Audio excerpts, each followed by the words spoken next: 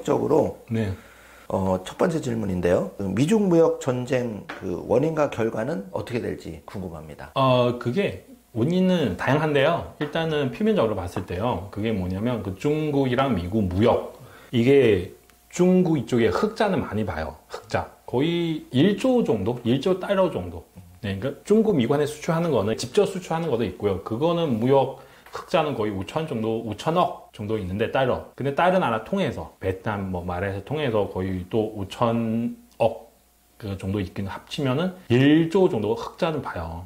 그러면 이거에 대해서 미국 엄청 열받는 거죠. 이게 사람 거래하는 거 똑같아요. 제가 항상 다른 사람에게 뭐 엄청 물건 많이 사왔는데 근데 그 사람은 나의 물건 안 사니까 기분이 나쁘죠. 그리고 차이도 워낙 크니까. 그리고 또 미국한테 열받는 게 뭐냐면 이게 중국 이만큼 돈 벌었잖아요. 이만큼 돈을 가지고 미국을 공격해요. 여러 면에서.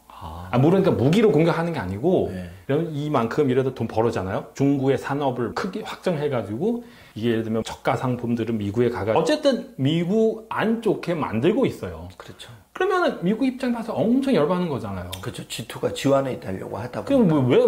왜 우리한테 이렇게 기회를 많이 주고 돈 많이 버는 나라가 우리한테 고마울 줄 모르고 오히려 우리랑 저를 이기고 싶고 우리한테 이런저런 안 좋은 것도 하는 거고 그래서 이게 용납할 수도 없죠. 그리고 특히 트럼프 대통령 같은 경우는 이게 Make America Great Again 하는 거잖아요. 미국 다시 대단한 나라 만들까. 근데 하다 보니까 전 세계의 많은 문제들은 다는 아니지만 그래도 대부분이랑 그 중국 정부랑 연결돼요. 맞아. 네, 그래서 다 중국적으로 문제 많이 만들고 있기 때문에 그래서 제가 볼 때는 트럼프 대통령도 그렇고 밑에 사람은 그래요. 일단은 이 중국이 전체 체제를 그냥 망하게 만들자 그런 마음을 먹고 있어요. 근데 그거 어디서부터 시작하는지 일단은 무역 전쟁부터. 네, 지금 또 그런 거 있잖아요. 코로나 대해서 어디서 나왔는지 조사 그것도 본격적으로 시작했어요. 그리고 미국 일부 주는 예를 들면 미주리 스테이트는 이거에 대해서 중국에 한테 배상 청구도 했어요. 250억 달러 정도. 그래서 여러 면에서 중국의 이 체제, 공산당 체제를 망하게 만든 것 같아요. 제가 볼 때.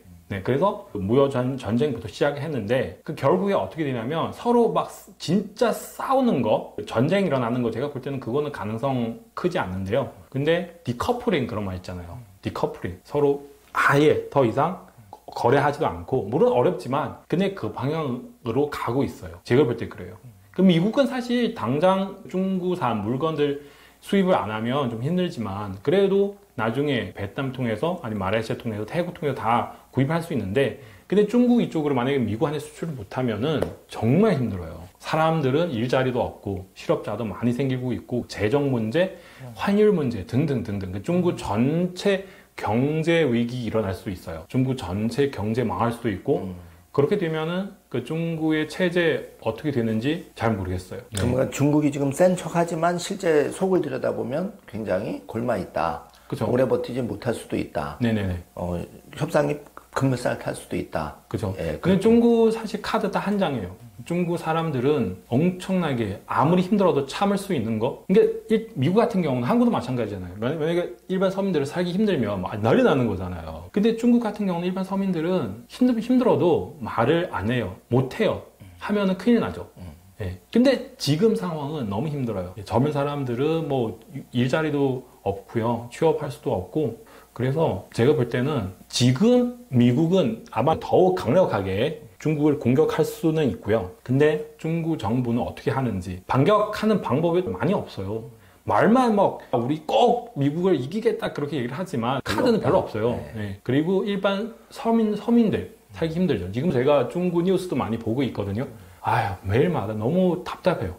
왜냐면 너무 힘드니까 사람들은. 네. 이런 얘기를 또 할 수 없고요. 하는 순간 또 문제 생길 수도 있잖아요. 네. 우리는 지금 너무 힘들다 하면은 그 중국 정부는 또 이런 사람 가만히 있을 수가 없으니까. 그렇죠. 예. 네, 다 체제가 그러니까. 그죠. 네. 어쨌든 지금은 일기 때와 많이 다르다 이렇게 정도로 정리하면 되겠네요. 네네네. 예. 두 번째 질문인데 지금 제일 뜨거운 게 중국과 시진핑 정부가 대만을 침공하겠다는 얘기가 부쩍 나오고 있는데 그 이유와 앞으로의 전개는 어떻게 될까요? 그게 제가 이렇게 생각하고 있어요. 일단은 시진핑은 약간 내가 황제다. 시황제. 그런 정서를 가지고 있어요. 내가 황제다. 그러면 중국 역사 황제들을 봤을 때 황제 되면 어떤 일을 해야 되냐? 나라를 통일을 해야 됩니다. 진짜 대단한 황제도 다 그래요. 그러니까 제가 여기 시진핑 대단하다는 그런 뜻이 없는데 어쨌든 시진핑 스스로 내가 너무 대단한 황제이니까 당연히 대만 통일해야죠. 그래 시진핑은 강제로 3연민 했잖아요. 3연민 하게 되면 뭔가 해야지. 다들 주변 공산당 사람 다 보고 있는데 그래도 내가 대만 통일을 하겠다. 아마 그렇게 생각하고 있고요. 이게 첫 번째 이유인데 두 번째 이유는 뭐냐면 이게 반도체예요.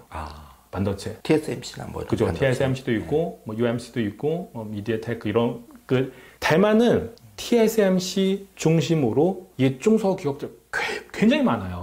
그 산업이 그렇게 엮여 네. 여기서 우리 TSMC만 강조하면 안 돼요. 예를 들면 TSMC는 미국에 가면 TSMC 아니에요. 왜냐면 주변에 그런 중소기업도 없으니까. 전체 그 체인이 없으니까. 대만은 그거 엄청 잘 되고 있거든요. 이게서 대한민국 대단하잖아요. 삼성도 그렇고 뭐 SK하이닉스도 그렇고. 근데 삼성 아직까지 파운드리 쪽에는 이게 TSMC는 비해 차이가 커요. 격차가 많이 나요. 예, 그리고 여러 면에서. 그래서 TSMC는 지금 삼성 반도체 워낙 잘 나갔으니까 이게 미국의 모든 회사들 다는 아니지만 예를 들면 뭐 엔비디아, AMD, 브로드컴, 퀄컴, 애플, 뭐 아마존, 뭐 오픈 AI 여러분 알고 계신 그런 유명한 회사들은 거의 다 TSMC 대만 반도체 필요해요. 네, 그래서 지금 그런 소리 나오고 있어요. 대만은 미국의 한 스테이트입니다. 그러니까 물론 사실 아니지만 미국 정부는 그렇게 보고 있어요. 누가 대만 건드리면 미국은 절대로 용납할 수 없는 거예요. 근데 반도체 이만큼 좋은 반도체 있으니까 중국도 필요하잖아요. 중국 반도체. 그렇죠. 그죠? 그러면은 지금 대만이랑 미국 손 잡고 그래서 중국한테 반도체 안 주잖아요. 좋은 거를. 시진핑 열받는 거잖아요. 그래서 대만 통일하겠다. 통일하면은 이 반도체 공장 다 망할 수 있잖아요. 그래도 시진핑 입장에 봤을 때 내가 얻을 수 없으면 당신들도 얻지 마라. 그런 입장이 가지고 있어요. 어쨌든 내가 얻을 수 없으면 다 그냥 완전히 망하게 만들겠다. 그런 사람이 있잖아요. 그렇죠. 네, 내가 얻을 수 없으면 이거 차라리 다 망하게 만드는 게 더 낫다. 그래서 이거는 반도체는 뭐냐면 반도체 미래예요. 나중에 반도체 있는 나라랑 반도체 없는 나라 이 차이 확 나는 거죠. 네. 앞으로도 그런 건 더 심화되겠네요. 그렇죠. 그리고 두 번째 이유는 세 번째 이유는 뭐냐면 지금 중국 전체 상황은 안 좋아요. 경제 상황도 그렇고 정치 상황도 그렇고 시진핑도 되게 불안해요. 자기 파워 계속 약하게 돼 있기 때문에 그 정치인들 그런 거 있잖아요. 지금 너무 불안하니까 일단은 뭐 전쟁을 한번 해보자. 그렇죠. 그렇게 하고 나서 자기 파워 더 강하게 만들 수 있는 가능성이 있으니까. 그래서 제가 볼 때는 이 세 가지 이유 때문에 시진핑 계속 대만 침공하는 것을 집착하고 있을 것 같고요. 근데 만약에 정말 그렇게 하게 되면 과연 성공할 수 있을까? 제가 볼 때는 힘들어요. 왜냐면 지금 시진핑 그렇게 생각하고 있지만 밑에 사람들은 그렇게 생각하고 있지 않잖아요. 특히 군대 사람들은 바보도 아닌데 우리 알아요. 이게 대만이랑 싸우면 미국이랑 싸우는 거 비슷비슷하니까 이게 우리 보고 죽으라고? 당신 만약에 총을 가지고 대만 가면은 우리는 따서 갈게요. 당신은 그냥 베이징 편하게 있고 우리 보고 막 죽으라고? 우리 바보 아니잖아요. 그래서 사실 그런 소문은 나오고 있는데 그 어떤 소문이냐면 이게 지금 중국 군대는 총이랑 총알 따로 관리하고 있어요. 따로 관리해요? 네. 처음 들어보는데. 그리고 일반 병사들 총을 가지고 있어도 총알은 없어요. 왜냐면 너무 시진핑도 너무 두려워하니까. 진짜 만약에 대만 침공을 하게 되면 이게 총이나 총알 다 밑에 사람한테 줘야 되잖아요. 그럼 파워도 밑에 사람은 줘야 되잖아요. 그럼 밑에 사람은 이게 농담인 것 같은데 사람들은 그렇게 생각하고 있어요.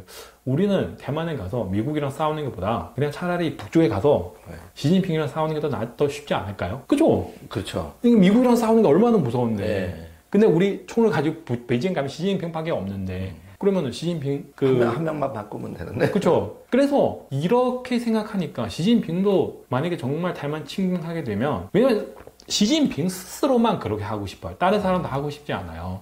그래서 시진핑도 정말 이 파워가 어떻게 되는지 잘 모르겠고요. 그렇게 하게 되면은 일반 서민들 더욱 힘들잖아요. 지금도 경제 상황 안 좋은데 전체 상황 어떻게 되는지. 그래서 지금 대만 대해서 많은 중국 관찰하는 사람들은 극대극. 일부 사람들은 시임하겠다.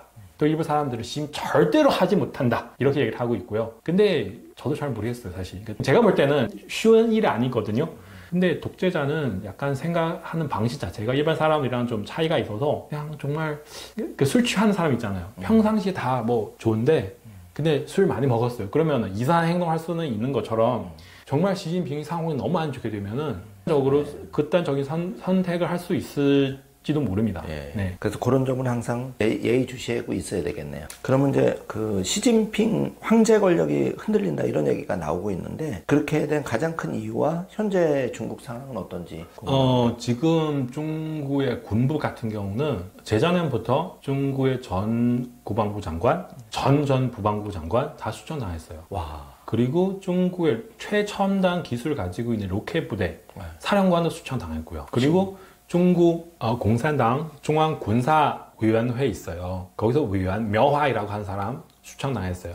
이 위원은 국방부 장관보다 더 높은 사람이에요. 그리고 이 위원보다 군의 부주서인 허웨이동이라고 하는 사람이 있어요. 수천당했어요. 심각하네요. 너무너무 심각해요. 너무너무 심각하잖아요. 그래서 지금 시진핑이랑 그 군부이랑 갈등이 심하다. 그런 소문이 엄청 많이 나오고 있어요. 근데 왜? 이유가 뭘까요? 바로 그 뭐 말씀드리는 거고요.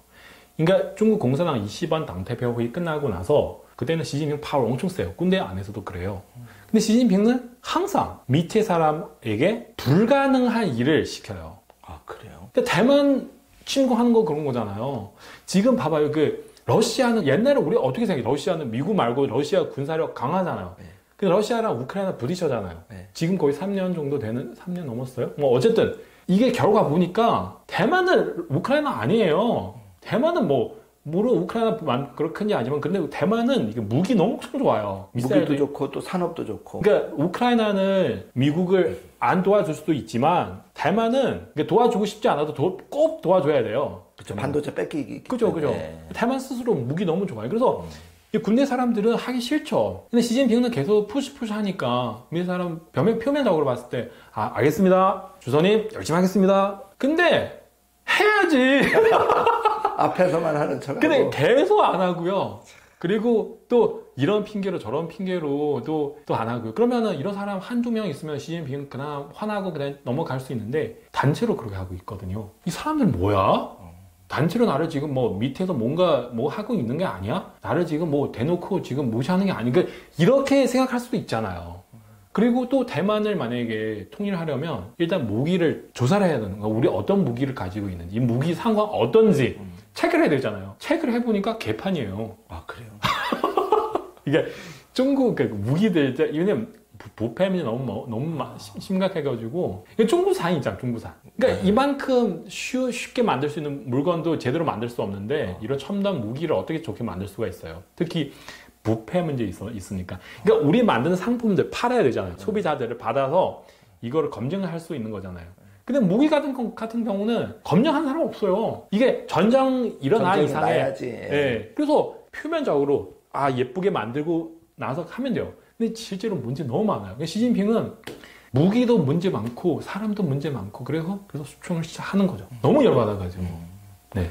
그럼 여기서 시진핑 그 주석이 똑똑한 줄 알았던데 생각보다는 그렇게 똑똑하지 않는 건가요?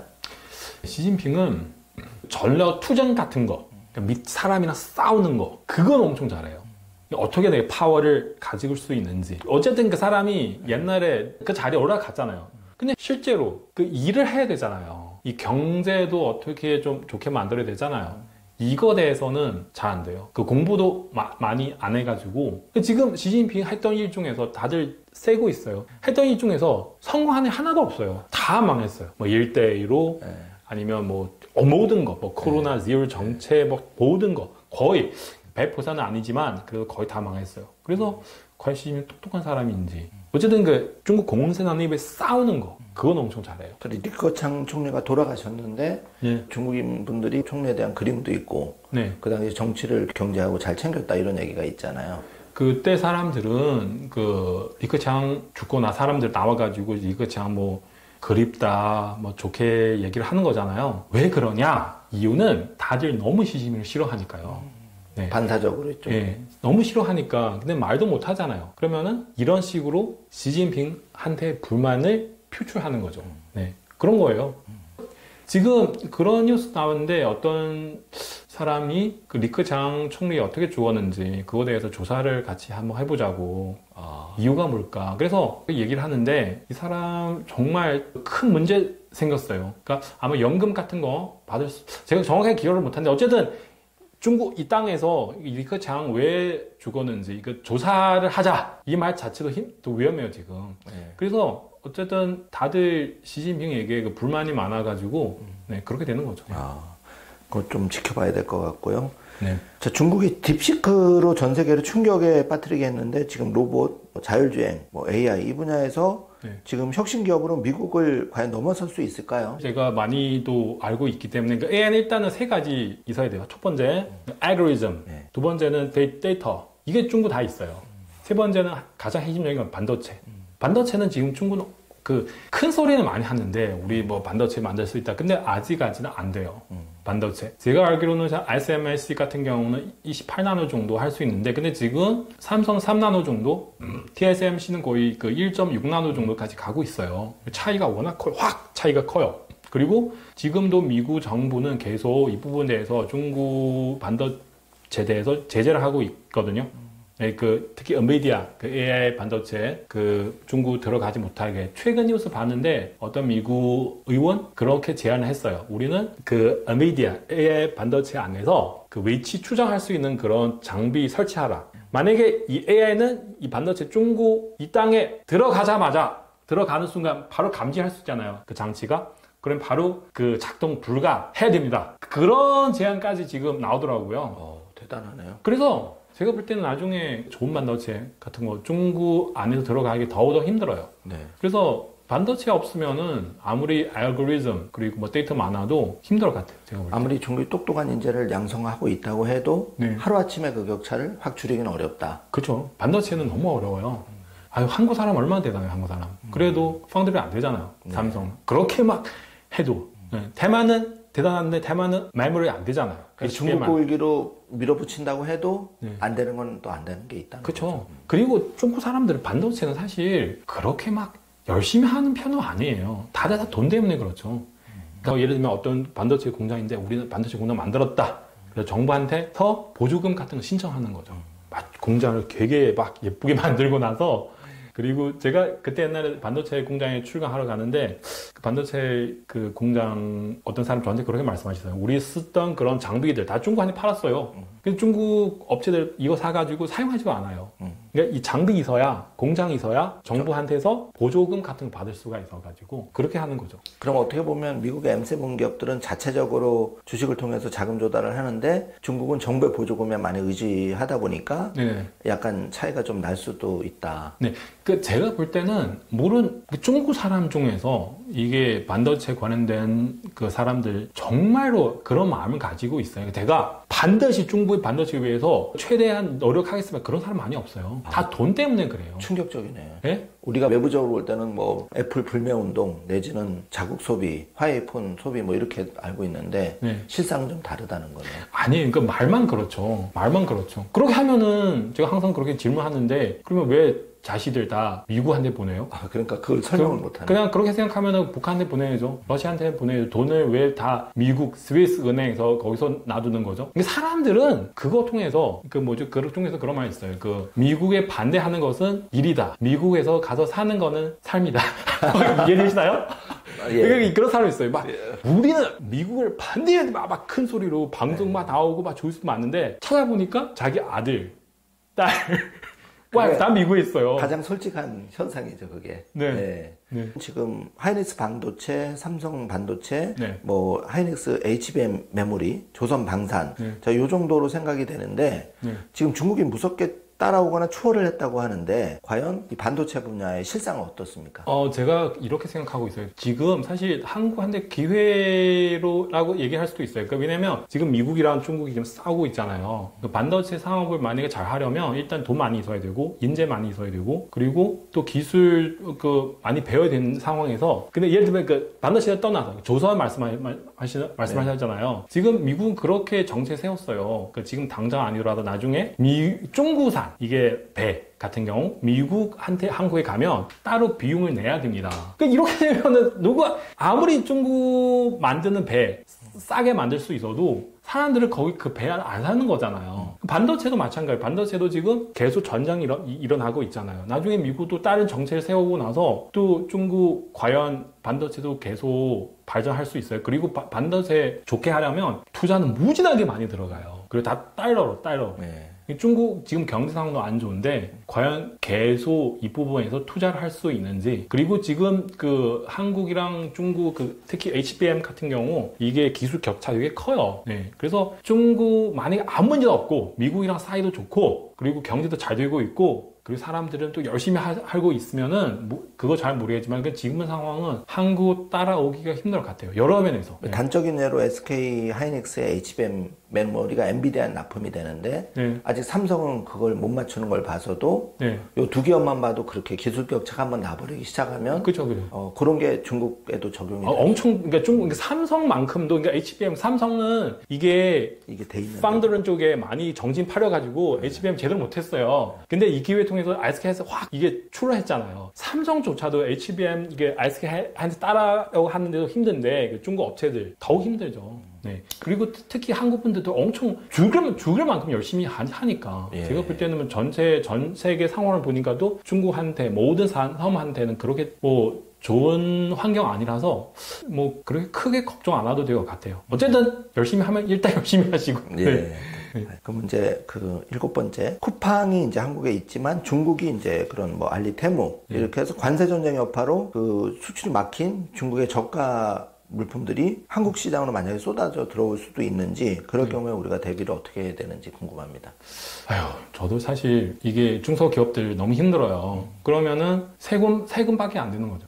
어떻게 세금을 부과해가지고, 그리고 우리 대한민국의 중소기업들 살 수 있게끔 좀 어떻게 말을 해줘야 되지 않을까요?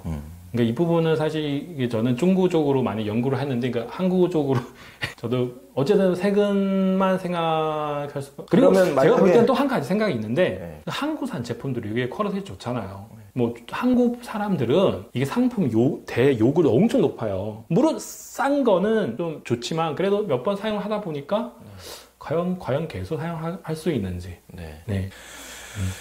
이제 뭐 중국에서 뭐 이렇게 유튜브 영상이나 할 땐 DJI라고 그런 뭐 오즈모라든지 중국의 드론이라든지 이런 산업이 좀 많이 발전한 걸로 알고 있는데 특정 산업에서는 중국이 좀 앞서가는 분야도 분명히 있는 거죠. 그럼요. 뭐 중국 뭐 잘하는 부분 당연히 있죠. 뭐 드론 같은 거.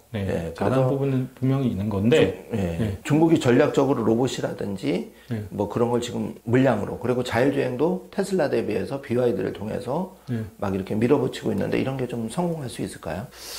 이것은 이게 이런 걸 설명해 드리면 되게 복잡한데요. 근데 제가 볼 때는 지금 금방도 말씀드렸는데, 일단은 미국, 중국 지금 계속 싸우고 있잖아요. 그러니까 미국은 나중에 어떤 정책을 세울 수 있는지 그건 잘 모르겠고요. 그리고 또 한 가지 문제는 핵심 뭐냐면 돈이에요, 돈. 그러니까 모든 기술 만약에 잘 발전시키려면 돈을 엄청 많이 필요하는 거잖아요. 그러니까 지금 중국 정부는 그만큼 돈 투자할 수 있는 능력이 안 돼요, 제가 볼 때는요. 이게 기술 경쟁은 이게 뭐 1년, 2년 하는 게 아니잖아요. 꾸준히 가야 되잖아요. 오랫동안 계속 가야 되잖아요. 네. 그리고 지금 그만 말씀하셨던 뭐 로봇, 이게 굉장히 AI 되게 중국 어느 정도 잘 되어 있는데, 근데 이거 오히려 중국 경제 더 빨리 망하게 만들고 있을 것 같아요. 왜냐면 제가 그 뉴스 봤는데 많은 이런 공무원까지 AI 공무원까지 나왔어요. 그리고 그 검은 공장? 그 공장 안에서 불 없어요. 왜냐면 다 로봇이니까. 사람들 취업을 할 수 없잖아요. 일자리 다 사라졌어요. 또 그 무인 택시도 나오잖아요. 무인 배달도 나오고요. 그럼 사람들은 일자리 취업을 할 수 없어서 이게 경제가 어떻게 되는지 소비도 안 되잖아요. 과연 그런 상황에서 계속 중국 잘 돌아갈 수 있어요? 제가 볼 때는 아닌 것 같아요. 중국에도 부익부 빈익빈 저출산 등 구조적인 문제가 많은 걸로 알고 있는데, 자, 중국이 지금 현재 이렇게 어렵게 된 여러 가지 이유 한 3-4개를 들어본다면 어떤 게 있을까요? 뭐 과도한 부동산 투자, 뭐 저출산 정책, 뭐 예를 들면 중국 전문가로서 바라보는 중국이 지금 어려움을 겪게 된 이유. 어려운 겪게 된 이유요? 그러니까 일단 간단하게 말씀드릴게요. 이제 시진핑 몇 년 전에 코로나 때 그 코로나 제로 정책 세우잖아요. 사람 뭐 한 2달, 3달 정도 나갈 수 없게. 봉쇄를 해버렸죠. 그러면은 그렇게 하게 되면 사람들은 경제 다 망했어요. 일반 그 개인 사업자들은 뭐 가게들, 특히 외국 기업들 너무 무섭잖아요 이게. 그때 상하이에서 어떤 그 많은 한국 유학생들 대학교 다니고 있는데 갑자기 봉쇄 당해가지고 먹는 거 없어요. 한국 학생들은 그렇게 한국에서 행복하게 살았는데 어떻게 중국에 가서 먹는 거 없는 정도로 그런 환경에서, 그러면은 그리고 기업들도 있어요. 기업들 또 나가고 있고요. 이게 왜냐면 이 전체 상황 자체가 불안정하니까 내일 또 어떤 일이 일어날 수 있는지 잘 모르겠어요. 그리고 시진핑도 그 전랑 외교 정책도 세웠어요. 항상 다른 나라랑 막 강하게 대응하는 그런 거. 그래서 많은 나라들은 너무 사드 그때는 아시잖아요. 되게 힘들어가지고 외국 기업도 다는 아니지만 빠른 속도로 탈출하고 있고, 그리고 중국 안에 있는 사람들은 당빙 후이더라고 평평하게 누워있다. 다 아무것도 안 하고 있어요. 그런 사람도 많고요. 그러면은 경제는 어떻게 정상적으로 돌아갈 수 있어요? 그러면 그 질문과 곁들여서 지금 뭐 현대자동차도 그렇고 네. 롯데도 그렇고 네. 한국의 기업들이 중국에 가서 사실은 사업을 하다가 네네. 다 그냥 몸만 나오는 그런 상황이 되는데, 이거는 중국이 약간은 구조적인 차별을 뭐 한국뿐만 아니라 외국 기업에도 해서 자국을 우선으로 하다 보니까 이런 건지, 그리고 이런 것들이 장기적으로는 중국에게 도움이 될 것 같지는 않거든요. 이게 정말 예를 들면 사드 롯데 그때는 제가 정말 롯데는 무슨 문제인, 롯데 잘못하는 거 없잖아요. 그렇죠. 부지만 제공을 뭐 그러니까 정부는 그렇게 요구를 하면 롯데는 어쩔 수가 없잖아요. 네. 그리고 따져봤을 때 그 미국 그렇게 요구를 하는 거잖아요. 그렇죠. 미국한테는 큰 소리 치지도 못하고 롯데한테만 그렇게 하니까 롯데 나가는 순간 다른 기업들도 나 바보 아니잖아. 옆에 보고 있잖아요. 네, 나도 저렇게 당할 수 있겠다. 롯데 우리도 그렇게 당할 수도 있으니까. 그래서 거기서도 한국산 제품에서 불매운동을 시작했어요. 삼성 휴대폰, 특히 그 현대자동차 엄청 잘 나갔어요. 그러니까 삼성 휴대폰이랑 현대자동차 엄청 잘 나갔어요. 중국 안에서. 근데 다 안 되더라고요. 그래서 다 점점 나가는 거죠. 다른 기업도 따라서. 어쩔 수 없어요. 이게 여기서 이 환경에서 내일 어떤 일이 일어날 수 있는지 모르니까 다 같이 나가는 거죠. 장기적으로 그런 게 안 좋을 수도 있고, 또 국가 간 분쟁도 너무 많이 일으켜놨기 때문에 네네. 이런 것도 어떻게 보면 G2에서 지원이 되고자 하면 약간 세계 시민 국가로서의 의무감인데, 중국은 사실 그런 게 잘 안 보인다고 하는데, 이게 정말 아까 G2 이렇게 많이 말씀하셨잖아요. 사실 G2 이런 개념 자체를 사실 저는 한국에 와서 들었어요. 다른 나라 사람들은 G2 이런 얘기를 많이 안 해요. 한국 사람들만 그거를 얘기를 하고 있거든요. GDP는 어느 정도 그걸 따라가는데, 근데 실제로 사람 생활 수준, 시민의식 같은 거는 차이가 엄청 커져. 예. 네. 마지막 질문인데요. 지금 우리 박 선생님은 중국 전문가로 유명하신 분인데 한국에서도 생활하셨고, 그런데 지금은 이제 우리 축구에는 우리 한국 축구가 강한데, 네. 최근에는 이제 뭐 여러 기술면이나 이런 그 AI나 이런 분야에서 중국에 약간 두려움을 가지고 있는 한국 국민도 늘어나고 있는 것 같은데, 일반 이제 뭐 중국에 대한 기술 패권에서 한국이 뒤처지지 않냐. 그래서 오랫동안 양국을 오가면서 이제 전문가신데, 한국이 과거처럼 중국에서 기술적인 면에서도 계속 앞서가고 문화적인 면에서도 좀 앞서가기 위해서는 지금 중국이 또 계획적으로 막 추진하는 게 있잖아요. 뭐 많은 인재를 키우고 어떻게 좀 대응을 하는 게 한국 국민들한테는 유리할까요? 제가 볼 때는 일단은 너무 두려워하지 마세요. 그러니까 여러분 그냥 열심히 하시면 돼요. 열심히. 왜냐면 예를 들면 그때는 그 사드 때는 그 근한량이 있었잖아요. 한류 스타들 한국 시장에 중국 시장 들어갈 수가 없어서 그때는 중국 일부 사람들은 어떻게 얘기를 하는지 아세요? 우리 중국 시장 없으면 한국 스타들 다 굶어 죽어야 돼요. 돈 수요 없어서. 그러면 그때는 한류 스타들 어떻게 하는지 전 세계 시장 나가잖아요. 얼마나 크게 성공했는지. 그죠? 뭐 BTS 그렇고 뭐 어디 그 오스카 상도 타고 뭐 여기 오징어 게임 뭐 굉장히 막 잘 나가고 있잖아요. 그래서 너무 두려워하지 마세요. 중국 땅 워낙 크지만 그래도 대한민국 사람은 열심히 하면, 그때는 뭐 삼성 휴대폰 중국 시장 안에서 다 망했잖아요. 그래도 지금 전 세계 시장 1위잖아요. 현대자동차도 지금 미국 시장 엄청 잘 나가고 있어요. 그래서 너무 두려워하지 마시고 그냥 열심히 하면 돼요. 정말 최선을 다해서 열심히 해도 그래도 실패하면 그건 어쩔 수 없죠. 근데 제가 볼 때는 대한민국 사람들 대단하니까 열심히 하시면 큰 문제 없을 것 같아요.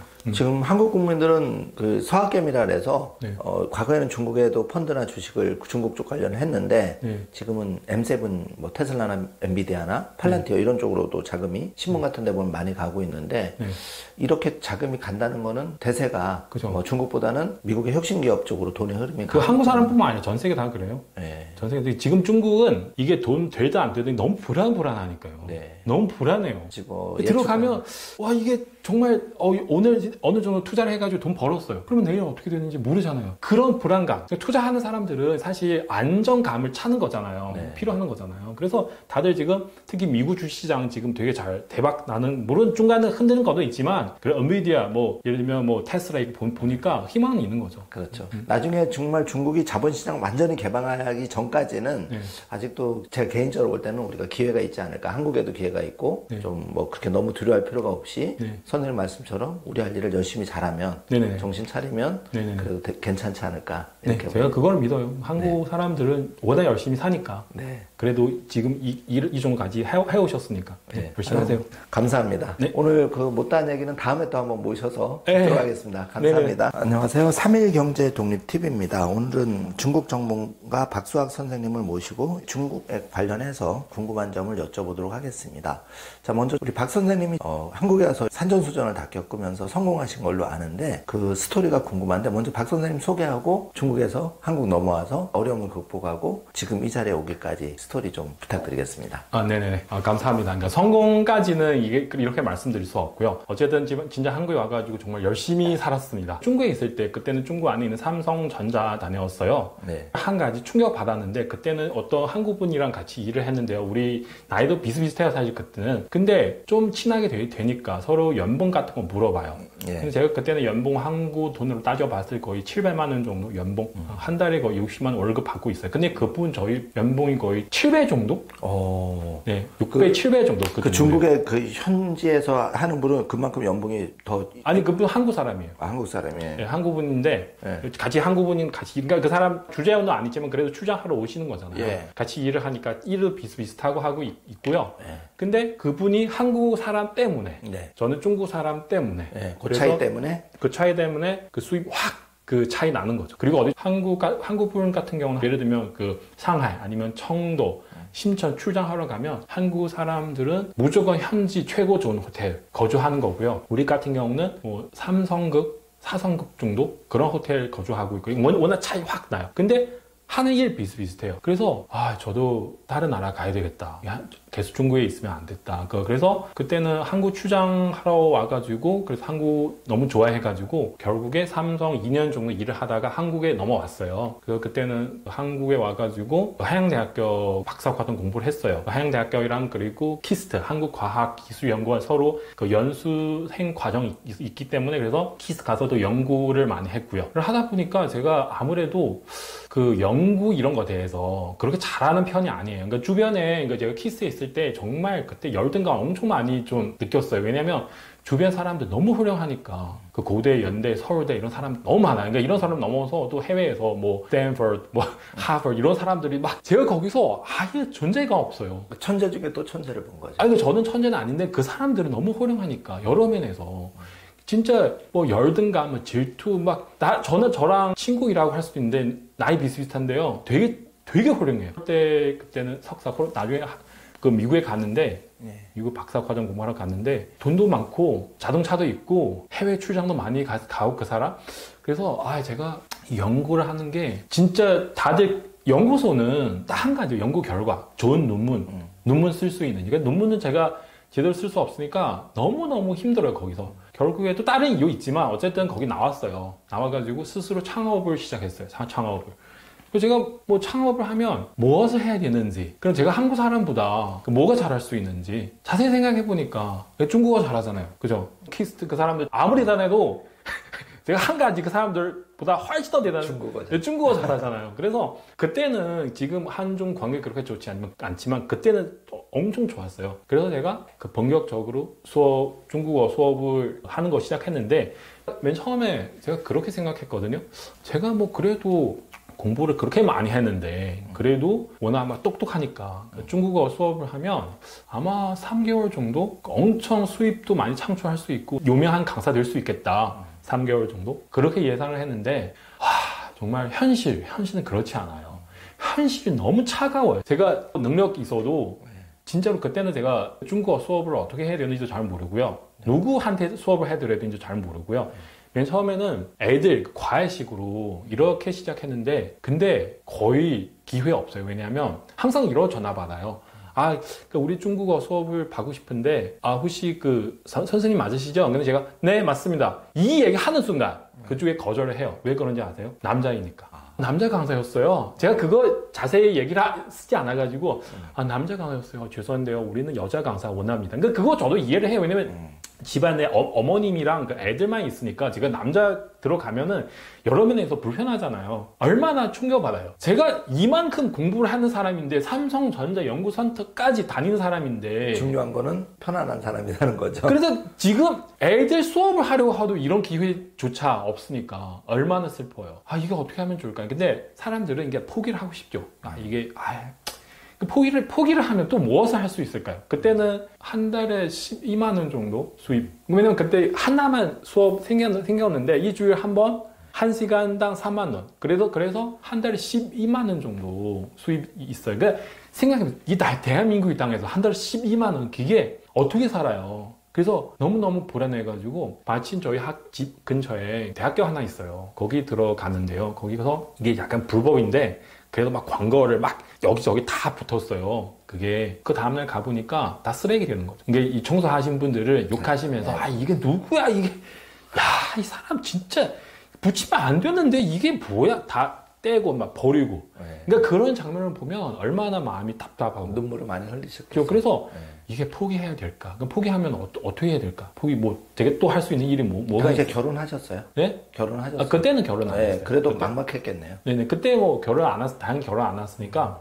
그래서 제가 한 가지 알아요. 이게 이 세상에 쉬운 일이 없어요. 그거는 안 돼. 그래서 버티고 또 거의 3개월 정도 하는데, 근데 결과 없으니까, 그래서 8월 정도 됐어요. 그래서 제가 그렇게 생각했어요. 제가 연말까지 버티고, 어느 정도 제가 모아 돈이 있어서, 연말까지 버티고, 만약에 그때도 안 되면, 그냥 깨끗이 포기할게요. 최소 6개월 정도 해야죠. 그래서 그런 마음을 먹고, 그냥, 그 대학교, 금방 말씀드렸잖아요. 대학교에서 붙이는 광고 있잖아요. 그 청소하신 아주머님들 다 뗄 수 없어요. 그래도 남은 거 있어요. 그래서 제가 완전 절망하는 순간. 그러니까 사람은 그래요. 절망하는 순간도 한번, 그냥 눈물 가지고도 한번 가야죠. 그죠? 그렇죠. 그 정도 돼야 뭔가 기회 생길 수 있는데, 정말 절망하는 순간 전화 왔더라고요. 대학교 교수님이신데, 또 사업가예요, 사업가. 굉장히 큰 회사는 사장님이세요. 그래서 전화를 해 주시더라고요. 이게 박수학 강사, 어차피 강사, 저 이름도 모르시는 것 같아요. 그래서 한번 같이 해보자. 그래서 그렇게 말씀하시고요. 그날 가는데, 그래서 따지지도 않고요. 그냥 같이 공부합시다. 그래서. 개인 레슨 해주셨어요? 네, 개인 수업. 그 학교 교수님이. 그래서 그러면 강의료는 얼마 정도 드리면 될까요? 그 교수님 그렇게 물어보셨어요. 제가 그때 사실 약간 좀 지금 되돌아봤을 때 안 좋은 건데 애들한테 다 4만 원인데 사장님 4만 원 불어도 되지 않을까? 제가 사실 똑같이 해야 되는데 근데 제가 그때는 성실하지 않고 제가 이것도 인정합니다. 사실 그때 진짜 돈 없어서 이거 사장님이신데 그러면 1시간 4만 원 어떨까요? 그 사장님 만약에 아니에요 너무 비싸다 그러면 4만 원까지 깎아드릴 수 있는데 근데 그 사장님이 아무 말씀 안 오케이 4만 그래서 아직 생각해도 약간 미안한데 그래도 제가 솔직하게 여러분한테 말씀드린 건데 그래서 사장님이 4만 원 그러면 몇 시간 정도 해드리면 될까요? 그러면은 2주일 3번? 한 번 2시간? 이렇게 말씀하시더라고요. 엄청난 수입은 확 100만 원 넘는 거잖아요. 이분 덕분에. 와, 그러니까 지금도 이분이랑 지금 연락하고 있거든요. 네, 그리고 이분 저보고 정말 한국말 귀인 이런 말 있잖아요. 귀인. 그분 저한테 박수아 강사 선생님이 애들 대상으로 수업을 하면 안 돼요. 그분 사업을 오래동안 하시는 분이라서 되게 똑똑하세요. 선생님이 회사 위주로 출강해야 된다. 이런 말씀 듣고 정말 너무 감사드리더라고요. 그러니까 사람들은 아무리 똑똑해도 제가 항상 나는 똑똑한 사람 그렇게 생각을 했는데 정말 몰랐어요. 회사 출강하는 거. 그래서 그 교수님이 그렇게 말씀하시니까 정말 제가 회사 출강해야 되겠다. 그렇게 했는데 근데 그것도 쉬운 일이 아니거든요. 제가 회사 가는데 큰 회사 있잖아요. SK나 삼성 갔는데 입구에서도 망신 당하는 거죠. 그 경비아저씨, 잠시만요. 왜 오시는 거예요? 여기 함부로 들어오는 게 아니에요. 혹시 그 예약하셨어요? 잡상에 취급당하는. 그런 거 다 안 되더라고요. 그러면 이거 어떻게 하면 좋을까요? 그래서 제가 우리 현지에서 그 빌딩 15층 빌딩이 있는데 거기서 그 중소기업들 네. 다 모이는 그런 그 빌딩이 있어요. 거기서 그냥 가이드 있지만 그래도 들어갈 수는 있어요. 그거 할 수 있어가지고 그러면 어떻게 하면 좋을까요? 진짜 그냥 한 회사 이렇게 노크를 했어요. 근데 진짜 큰 용기 필요하죠. 한국 사람도 이렇게 하면 쉽지 않잖아요. 그렇죠. 왜냐면 말씀드릴게요. 제가 뚝 들어갔는데 누구세요? 왜 오셨어요? 그러면 이 자리에서 어떻게 대답해요? 제가 중국에서 왔는데요. 그때 사실 또 한국 사람들은 중국 사람 대해서 그렇게 좋아하지 않아요. 제가 그때는 말도 제대로 못하는데 그래서 이렇게 해주는 사람이 있어요. 당신 뭐야? 여기 어딘데 함부로 들어와? 우리 필요 없어. 빨리 나가세요. 얘기도 들어보지 않고. 얘기 들어보니까 이게 그 사람들을 원망하는 거 없어요. 그러니까 저도 입장이 바꿔서 생각해 보세요. 갑자기 어떤 사람 들어와가지고 뭐 중국어 수업을 하려고? 이게 굉장히 이상하잖아요. 근데 그래서 1층, 2층, 3층 정도 하면은 진짜 이런 대우를 많이 받아가지고 사람들은 기가 다 사라져요. 포기할까 말까. 그래서 이게 좀 버텨야죠. 15층은 있잖아요. 15층까지 가면은 너무 힘든데, 근데 일단 7층까지 거기까지도 안 되면은 일단은 내려오자. 네. 정말 어려워요. 근데 저도 정확하게 기억을 못 하는데 6층까지 가는데 어떤 사장님이 일단 들어오세요. 일단 들어오세요. 사장님이 커피 한 잔 드릴까요? 그때는 되게 추웠어요. 날씨가 너무 추워가지고 저희는 일단은 중국어를 공부하고 싶은 마음이 전혀 없는데 그래도 젊은 사람인데 이렇게 열심히 하는 모습, 그때 제가 한국 쪽을 취득하지 않았어요. 한국 사람도 아닌데 이렇게 열심히 하는 모습을 보니까 너무 감동받았어요. 어쨌든 이 세상에 이런 사람 저런 사람 다 있어요. 완전 그러니까 거주한 사람이 있고 은인도 있고. 네. 그래서 커피 한 잔 타주셨어요. 감동받았대요. 근데 사실 제가 아직까지 이렇게 말씀드릴 수 있어요. 제가 대한민국 이 땅에서 제일 따뜻한 커피는 바로 그 커피예요. 그 커피. 지금 10년 넘었는데도 마음속에 남아있는 거예요. 그 커피를 기억하고 있어요. 너무 날씨도 춥고 내 마음도 추운데 따뜻한 커피를 주셔가지고 그래서 재충전되는 거죠. 재충전돼가지고 막 힘이 생기면 또 2층 가는데 이게 너무너무 신기해요. 정말 어떤 사장님이 오케이 하겠다. 그래요? 중소기업인데 중소기업도 사실 개인 수업이랑 똑같아요. 과외랑 똑같아요. 이게 대기업 수업이랑 차이 있는 게 그래도 와 이게 정말 됐네요. 사람들은 포기하지 않고 하면은 이게 정말 되는 거구나. 그래서 이 수업을 생기는 것 자체도 좋지만 수입도 생기는 거잖아요. 근데 그거 진짜 정확하게 아는 거. 사람 실천을 하면 다 집에 있으면 너무 힘들다, 어렵다 하면은 아무것도 안 돼요. 그냥 나가서 하면 이게 진짜 뭔가 생길 수도 있어요. 100개 중에 99개가 실패해도 하나가 걸리는 게 있다. 그렇죠. 그래서 무조건 버티고 무조건 실천하고 절망해도 이게 절망을 가지고 이게 눈물을 가지고 나가야죠. 그럼 그걸 통해서 약간 좀 월급도 안정이 되고 그렇게 됐나요? 아니요. 그게 그렇게 되면은 수입 거의 2배 가까이 됐어요. 제가 대한민국 와가지고 2배까지 번 적이 없어요. 근데 회사 같은 경우 회사 사장님들 너무 바쁘잖아요. 말씀드린 그 학교 교수님도 마찬가지예요. 제가 그때는 진짜 두려운 게 뭐냐면 전화요. 선생님 오늘 제가 출장해야 돼가지고 오늘 수업을 힘든 것 같아요. 그러니까 이런 분들은 엄청 바빠요. 이런 전화, 이런 문자 계속 와요. 그래서 이 수업을 해드릴 수 없으면 이 수입이 떨어지는 거잖아요. 또 굉장히 너무 바쁘니까 또 수업들 중단하는 거고, 그러니까 또 수입도 떨어지는 거예요. 그래서 너무나 불안정하니까 그래도 포기하지 않고 왜냐면 알고 있잖아요. 꾸준히 가면 제가 지금 그렇게 생각해서 다른 일 해도라도 똑같아요. 그때는 2배 정도 되는데 그래서 또 떨어졌어요. 또 배 30 정도? 근데 거기서 신기한 거 또 나왔어요. 진짜 너무 신기하고 금방 말씀드렸잖아요. 그 건물 있잖아요. 그때 내가 다 15층까지 다 했어요. 근데 어떤 사람이 저보고 이게 저는 공부를 하지 않는데 근데 일단 연락처 한번 좀 주세요. 나중에 기회 생기면 제가 연락을 드릴게요. 내가 그 상황 보니까 이 사람 그냥 예의상 한국 사람 그런 사람이 있잖아요. 마음 따뜻하고 실제로는 인사식으로 하는 거잖아요. 제가 그렇게 생각했거든요. 근데 몇 개월 뒤에 정말 연락해 주더라고요. 그분이랑 어떤 에이전시 통해서 대기업 출강할 수 있어요. 그건 진짜 몰랐어요. 그분이 그 에이전시 사장님이랑 서로 아는 사이인데 그 에이전시 당장 거기서 우리 삼성 SDI 있어요. 공장 안에서 중국어 강사 한 명 급구, 그러니까 어떤 다른 저 정확하게 기억 못 하는데 아마도 그런 상황 되더라고요. 그래서 저한테 연락해 주더라고요. 네. 혹시 지금 가능하시나요, 선생님? 당연하죠. 만사제 와, 이게 당연하죠. 그럼 굴지의 삼성 SDI의 강의를 나가요? 삼성 SDI 강의를 들어갔죠. 그때는 진짜 거기서는 그 들어가는 게 보다는 제가 한 가지 사실을 알게 되더라고요. 대기업 출간 그냥 막 함부로 들어가면 안 돼요. 무조건 에이전시 통해서. 그러니까 에이전시는 이 중국어도 그렇고 일본어 그리고 영어 다 같이 관리하는 거예요. 특히 큰 에이전시 있어요. 네, 거기서 연락해서 강사 등록을 해가지고 대기업을 출간할 수 있어요. 그러면은 제가 우리 현재 있는 에이전시 어디에 있는지 다 계속 연구를 해보고 막 찾아보고 그냥 그 에이전시 일반 학원 같은 거 에이전시 역할을 많이 해요. 그 에이전 학원 다 중국 학원 다 갔어요.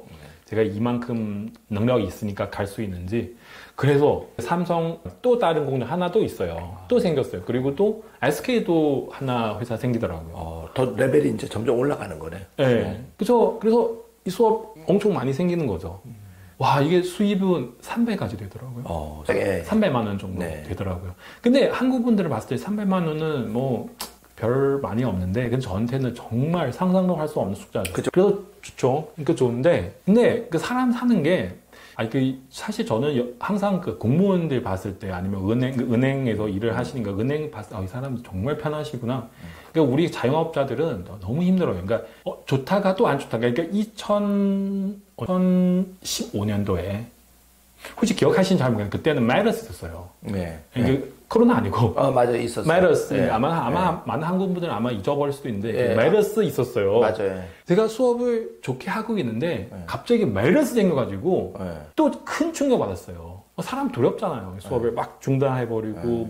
이게 어떻게 하면 좋을까요? 수입은 그래도 어느 정도 300 정도 되는데, 갑자기 또 200, 또 200 이하로 됐어요. 위기가 계속 오네요. 네, 제가 집에서 이거 어떻게 하면 좋을까요? 돈 없는데 어떻게 살아남아야 되는지. 그래서 제가 그때는 에이전시에 말씀드리잖아요. 근데 제가 볼 때는 언제 그런 정보가 얻었어요. 그러니까 큰 회사, 정말 크면 클수록 그 에이전시는 이게 현지 에이전시는 사용하지 않고요. 다 서울에 있는 에이전시 통해서 수업을 받아요. 그러니까 그래서 제가 과연 대한민국 정말 최고조 에이전시 다 어떤 회사인지 네. 다 찾아봤어요. 네. 그래서 그런 에이전시 다 연락을 해봤어요. 네. 제일 가고 싶은 회사는 그 하이닉스인데 결국에 마이너스 네. 끝나고 나서 정말 그 SK 하이닉스 들어가더라고요. 그 에이전시 통해서 네. 들어가가지고 거기서 수업을 너무 많아요. 다른 회사 가면은 뭐 수업을 하나 그게 거기서는 계신 상무님 전무님 너무 많이 계시더라고요. 그 임원들 대상으로. 임원들 대상으로 수업을 막 다 전해주시더라고요. 그리고 단가도 좀 있었을 거고. 네? 그 임금도. 네, 비쌌어요. 그때 뭐 그 정도. 그리고 또 갑자기 또 그 한국전략공사 또 연락이 왔더라고요. 또 수업을 시작해가지고 그러면은 확 그때 2015년 연말에 갑자기 수입은 거의 5배 정도? 500만 원. 500만 원 정도 확 100만 올라가는 원에서 거예요. 500만 원까지 5배가 돼요. 네, 저는 이게 사실 그 중국 사람들은 한국에 와가지고 물론 돈 많이 버는 사람이 있어요. 그런 사람들 다 제외해서 대부분 중국 사람들은 많이 벌어야 4배 정도 끝 거의 그 정도. 뭐 노가다 하거나 뭐 400만 원. 400만 원. 그러니까 저 500만 원 정도 벌었어요. 성공했네. 예. 와, 이게 그래서 그때 저도 시간이 좀 지나가니까 수업도 되게 잘해요. 그러니까 이게 좀 자랑하지만 그래도 재미있게 할 수는 체계적으로 있어요. 되고 또 숙달이 되고. 그래서 그 회사의 상무, 전무 뭐 회사장님들이 있잖아요. 되게 남성 강사 되게 좋아하더라고요. 그러니까 저는 왜냐면 수업을 하면서 또 중국 정치, 중국 뭐 경제, 그렇죠. 또 뭐 이런 얘기도 하다가 또 나이도 한 40대고 하니까. 네네. 네. 그래서 다들 이게 소문 아마 회사 중에서 퍼지는 것 같아요. 그래서 다들 저한테 수업 엄청 많이 들어와요. 제가 기억하는 게 그 하루에 최대한 뭐 12시간 정도 수업을 해본 적이 있어요. 그분들이 소개해주고 또 좋은 하니까. 다 그냥 그분 수입이 1,000만 원까지도 늘었겠어요, 그렇게. 1,000만 원까지 안 돼요. 네. 왜냐면 하루에 10시간 해도 그 40만 원이잖아요. 네. 그때는 시간 한 4만 원이었어요, 저는. 그러면은 주말 다 빼고 최대한 그때는 7배 정도, 700만 원 정도 벌어본 적이 있어요. 700만 원, 네. 700만까지 정도. 네. 그게 더 이상하면은 그때 정말 수업이 많이 들어오면 너무 부담스러워요. 특히 그 입문분들 수업 들어왔는데 제가 거절을 하면 그 예의상은 아니잖아요. 네. 근데 상상해보세요, 소장님. 제가 몇 년 전에도 이게 수업 하나 들어오면 얼마나 반가웠는지. 와, 수업 들어왔어요. 네. 수입 생겼어요. 얼마나 네. 이게 네. 그 2013년도, 14년도 그때는 네. 얼마나 반가운지 막. 근데 몇 년 뒤에 수업 들어오면 이제 가려서 너무 부담스러워요. 그렇죠. 아, 이게 더 이상 빈 시간 없는데 어려운데 또 이상 다시 들어오면 어떡해요? 네. 그래서 그때는 2016년도, 17년도 그때는 사드 문제 터져가지고 그래서 그때는 제가 아무리 생각해도 약간 그러니까 항상 그러니까 좋을 때 되면은 항상 불안감 생겨요. 또 무슨 문제 터질 수 있는. 안 좋을 때. 네. 그래서 제가 플랜 B를 세워야 되겠다. 그 2016년도, 17년도부터 중국어 유튜브를 본격적으로 시작했어요. 네, 본격적으로 시작했거든요. 시작해가지고 맨 처음에는 그냥 돈 벌 수 있나? 다들 돈 벌 수 있다고 얘기를 하는데 근데 과연 그거 사실인지 어쨌든 이게 시작했어요. 그래서 제가 그때는 뭐 항구 대해서 왜냐면 한국 사람 많이 만났으니까 한국 대해서 많이 알고 있잖아요. 막 얘기를 하다가 근데 어떤 날 사실 그때 조회수도 많이 안 나왔는데 어떤 날 돈 생기더라고요. 거의 한지가 2년 가까이 그 수입 창출 그때는 거의 60만 원 정도. 네, 그래서 이 돈 저희 통장 들어오는 순간에 이게 달러인데 네. 제가 중국말을 이 한국의 땅에서 네. 중국말로 유튜브를 하다가 네. 미국한테서 달러 벌 수 있는 거 너무 신기하더라고요. 그러니까. 사람들은 이제 돈을 보면 눈을 빨개 되는 거잖아요. 더 에너지가 생기잖아요. 뭐 하고 싶은.